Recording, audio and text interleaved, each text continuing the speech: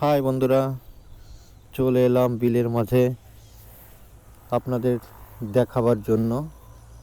জমিতে যে ধান রোপণ করা হয় সেই ধানের চারা কিভাবে উৎপাদন করা হয় দেখেন।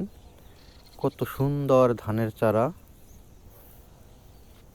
দিয়েছে কৃষকরা।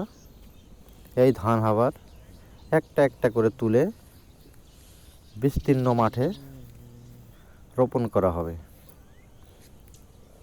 সেই ধান যত্নে লালন পালন করে বড় করা হবে এবং বয়স শেষে যখন ধানটা পেকে যাবে তখন তাকে কেটে বাড়িতে এনে মাড়াই করা হবে। সেই ধানের থেকে চাল হবে, সেই চাল থেকে ভাত তৈরি হয়ে থাকে।